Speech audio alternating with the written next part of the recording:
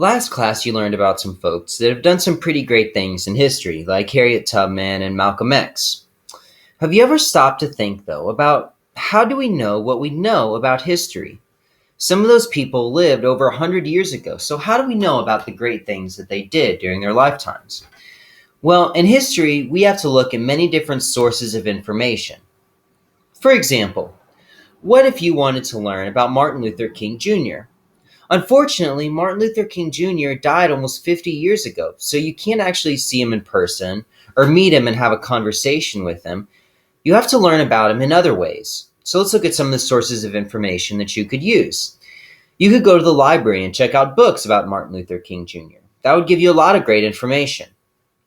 You could also study letters that he wrote and speeches that he gave, and that's another great source of information. You could even watch videos of speeches that he gave. And that's another way that you could learn about some of the things that he accomplished in his lifetime. When we study history, we have to look at all these different sources to learn the most we can and find out what happened in the past. So, today you're going to learn some vocabulary terms, which are some new sources of information that you can use to learn about the past. You're going to use the following 4 definitions to fill out part 1 of your worksheet called sources of information. Now, the first type of source of information we have is a biography. A biography is the story of a person's life. These are different biographies of Martin Luther King Jr. They're books that tell the story of his life. Now, sometimes we're really lucky and we can read an autobiography. An autobiography is the story of a person's life written by that person. So remember Malcolm X, who we studied last time? He actually wrote an autobiography. So we have the story of Malcolm X's life written by Malcolm X. What a great source of information. It's Malcolm X writing his own life story. Another form of information we have is an encyclopedia.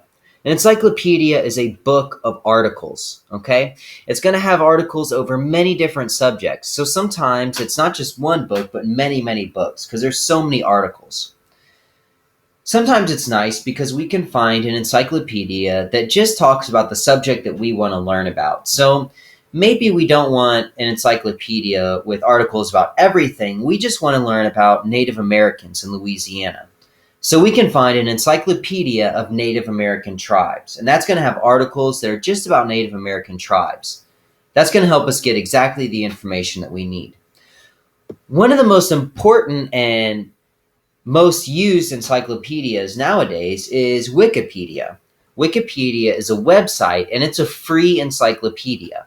It's filled with articles over all kinds of topics, like the history of Louisiana. You can search for the history of Louisiana and read articles that will give you more information about the history of Louisiana. So, an encyclopedia is a book of articles. Now, sometimes you don't want to read an article, you just want facts. In that case, you're going to look at an almanac. An almanac is a book of facts. Almanacs usually come out every year, and they're going to have facts about the weather, different countries, different people, all types of facts about events that happened in that year. Sometimes you can even find almanacs over a certain subject, like a sports almanac. That's going to give you all the facts about sports in those years. Who won what games, what the scores were, what the different players' statistics were. An almanac is a book of facts. These 4 definitions should allow you to finish part 1 of your worksheet. Now, those are some different types of sources, but we can group those sources into 2 main groups: primary sources and secondary sources. A primary source was there at the time. If we're studying Martin Luther King Jr., a primary source is going to be a source that was actually there when he was alive. That's going to mean letters that he wrote, diaries that he kept. If he wrote an autobiography about himself, that'll be a great primary source. Or speeches. These are all things that we can study that were there at the time of his life.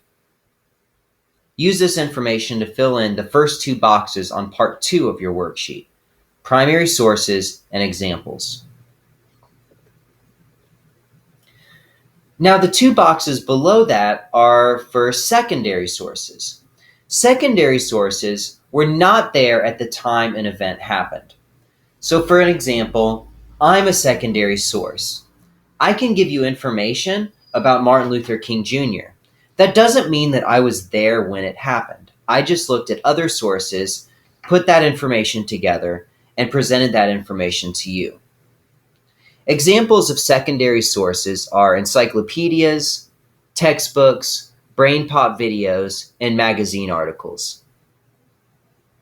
If you read the Wikipedia entry on Martin Luther King Jr., it wasn't actually written by somebody who met him. It was written by a historian who studied about him and wrote about him. So secondary sources were written after the event happened. Primary sources were created at the time the event happened. So let's look at some examples. Remember Thomas Jefferson, the United States president who bought Louisiana from France? Let's think about different sources of information that we could use to study Thomas Jefferson. First, we could look at a book about Thomas Jefferson and the Louisiana Purchase. Now, there's been lots of books written about it to help people understand what happened. Those would be secondary sources that people use to study the Louisiana Purchase. Now, if I found a letter by Thomas Jefferson about the Louisiana Purchase, that would be a primary source, because the letter was actually there when the event happened. It would have to be if Thomas Jefferson wrote it himself. That's a primary source. Now, you're going to look at different sources that you could use to study Native Americans, and you're going to sort them into primary and secondary sources in your worksheet.